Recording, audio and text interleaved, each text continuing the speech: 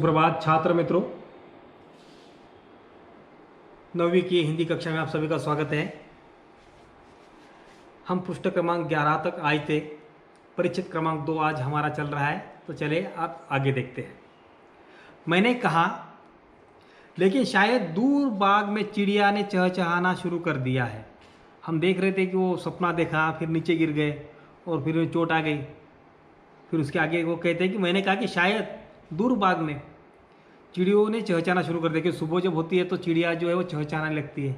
सूरज डूबने के पहले उनकी आवाज़ करती है, घोंसले से बाहर निकल आती है और अपने कामकाज में जाने के लिए वो अपनी ही भाषा में कुछ बोलते रहते हैं। तो मन ने समझाया, मन ने कह दिया, अरे भाई संभल जा, ये तेरे कान बज रहे होंगे। ये चिड़िया नहीं, बगल वाले कमरे में तुम्हारी पत्नी की चुड़िया बोल रही है। बगल वाले कमरे में तुम्हारी पत्नी सोई हुई है और जिसने करवट बदली होंगी और उसकी चिड़ियों की आवाज़ जो है वो आपको सुनाई दे रही होंगी। उन्होंने करवट बदली होंगी। मैंने नींद की ओर कदम बढ़ाते हुए अनुभव किया। उनको फिर से नींद आने लगी। नींद आने का अनुभव किया उन्होंने। मन व्यंग्यपूर्वक हंस रहा था। मन को हंसी आ रही थी, देख कितना आलसी और मुझे बोलता है। मन बड़ा दुस्साहसी था, बड़ा दुस्साहसी था, बुरा था। वो हंस रहा था, उपेक्षा कर रहा था। हर रोज की तरह सुबह 9:30 बजे आंखें खुली। मतलब कितने बजे उठते थे लेखक? 9:30 बजे तक सोए रहते थे। तो 9:30 बजे उनकी आंख खुली। नाश्ते की टेबल पर मैंने ऐलान किया। ऐलान करना, जाहिर कर दिया उन्होंने। क्या ऐलान किया? सुन लो कान खोलकर, सब लोग क्या कर लो, कान खुलकर सुन लो। पाँव की मोच ठीक होते ही मैं मोटापे के खिलाफ लड़ाई शुरू करूंगा। जब मेरे पाँव की मोच जो है वो ठीक हो जाएगी तो मोटापा जो मेरा बढ़ा हुआ है उसके खिलाफ मैं क्या कर दूंगा, लड़ाई मेरी जो है वो जंग जो है वो शुरू कर दूंगा।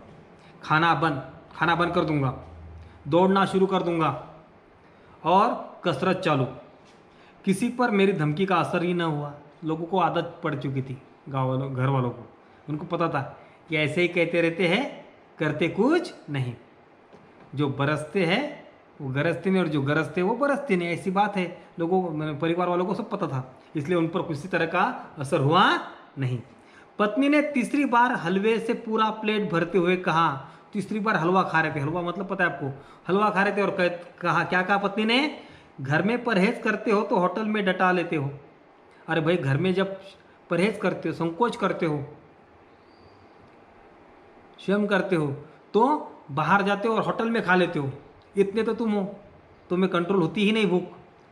तुम अपने भूख पर काबू कर सकते नहीं। मैंने कहा, इस बार मैंने संकल्प किया, वादा किया है, निश्चय किया है, प्रतिज्ञा लिए। क्या लिए? कि जिस तरह ऋषि सिर्फ हवा पानी से रहते हैं उसी तरह मैं भी रहूँगा। जिस तरह ऋषि जो है, ऋषि मतलब ऋषि किसी लड़के का नाम नहीं है। तपस्वी लोग जो है, सन्यासी रहते हैं, वो जिस तरह हवा पानी पर रहते हैं उसी तरह मैं भी रहूँगा। पत्नी ने मुस्कुराते हुए कहा, खैर, जब तक मोच है तब तक तो खाओगे ना। जब तक मोच है आपके पैरों में तब तक खाओगे ना। क्या अभी बंद कर दोगे? मैंने चौथी बार हलवा लेते हुए कहा। फिर से लेखक ने अपनी प्लेट जो है हलवा लेने के लिए सामने कर दी। कितनी बार? चौथी बार। और कहा, क्या कहा? देखिए, छोड़ने के पहले मैं भोजनानंद को चरम सीमा तक पहुंचा देना चाहता हूँ। किसी बात को अगर छोड़ना है तो मैं उसकी चरम सीमा तक, अंत तक जाना चाहता हूँ, पूरा आस्वाद लेना चाहता हूँ और फिर जाके उसको छोड़ना चाहता हूँ। मन भरना चाहिए पूरा, फिर इच्छा नहीं होनी चाहिए कि खाने की। इतना खा लेना के बाद में इच्छा नहीं होनी चाहिए। तो इस चरम सीमा तक मैं उसे पहुँचाना देना चाहता हूँ। इतना खा लो कि खाने की इच्छा ही ना हो रह जाए। इतना खाना चाहता हूँ कि खाने की इच्छा ही न रह जाए। यह वाममार्गी कायदा है। ये क्या है? वाममार्गी मतलब एक आधा बच्चा अगर सुनता नहीं होगा, ज़्यादा ही काम करता, चल खेल, यही खेल, अब यही खेलते बैठ, ऐसा करते रहेंगे तो एक बार उसका मन क्या उससे से उब जाता है। तो वैसे ही वाममार्गी कायदा है। उस रात नींद में मैंने पता नहीं कितने जोर से टेबल में ठोकर मारी थी। नींद में जो सपना देखा था, उनको कुत्ता लगा था ना, वो विलायती कुत्ता उनके पैर में लिपट गया था और उसको हिलाया था उन्होंने पैर को। तो न जाने कितने जोर से उन्होंने पैर हिलाया था, वो टेबल को मार दिया था कि चोट ठीक होने में बहुत समय लगा उनको। 5 महीने बीत गए पर मोच ठीक नहीं हुई। जो चलने फिरने में कोई कष्ट न था, चलते फिरते समय कोई कष्ट होता नहीं था, मगर जो ही खाना कम करने या व्यायाम करने का विचार मन में आता, बाएं पैर के अंगूठे में टीस उठने लगती। लेकिन खाना कम करने की या कसरत करने का विचार जब उनके मन में आता तो उनके बाएं पैर का जो अंगूठा है उसमें टिस भरे थे, उसका दर्द उभर कर आता, सामने आ जाता एकदम, उनको दर्द महसूस होने लगता था।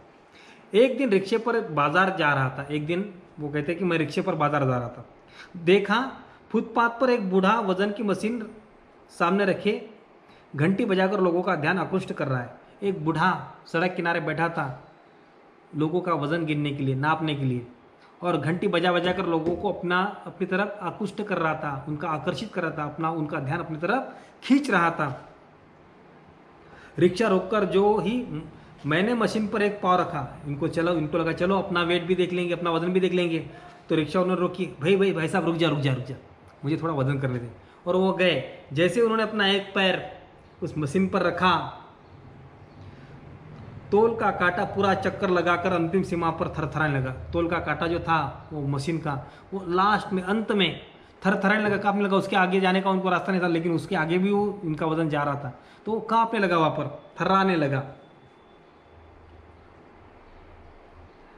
मानो अपमानित कर रहा हो। और ऐसा लग रहा था मानो वो मुझे क्या कर रहा है, अपमानित कर रहा है। बूढ़ा आतंकित होकर हाथ जोड़कर खड़ा हो गया। बूढ़ा जो था वो आतंकित, चकित हो गया एकदम से, वो डर गया, भय के मारे वो कहने लगा, महाराज महाशय आप अपना पैर उठा लीजिए, ये मशीन के ऊपर मेरा घर का क्या होता है, गुजारा होता है, इस पर मेरी पूरी रोजी रोटी चलती है, आप कृपया आप अपने पैर निकाल लीजिए, आप उतर जाइए नीचे, वरना ये टूट जाएंगी तो मैं भूखा मर जाऊंगा। वो आतंकी होकर दया करने लगा, याचना करने लगा, खड़ा हो गया, बोला दूसरा पाँव न रखिए महाराज, दूसरा पाँव मत रखिए, इस मशीन से पूरे परिवार की रोजी चलती है, ये जो मशीन है इसी के कारण, इसी के भरोसे मेरी पूरी रोजी चलती है, पूरा गुजारा होता है घर का। आसपास के राहगीर हंस पड़े, आते जाने वाले जो लोग थे वो भी हंसने लग गए। मैंने पाँव पीछे खींच लिया। चलो भाई, शर्म के मारे लेखक ने भी क्या कर लिया, अपना पाँव पीछे खींच लिया। आगे कहते वो, मैंने मन में से बिगड़ कर कहा, मन से कहा मैंने, देखो ये सब मेरी जो अपमानित मैं हो रहा हूँ, मन साहब ये सारी शरारत जो है वो तुम्हारी है, तुम्हारी शरारत के कारण तुमने ही मुझे क्या कर दिया है, ये खाने के लिए उकसाते रहते हो, तुमसे दृढ़ता है ही नहीं, तुम में जो है वो दृढ़ता नहीं है, दृढ़ता मतलब मजबूती नहीं, पक्का विचार आप करते नहीं हो, दृढ़ नहीं हो, संकल्प नहीं हो आप।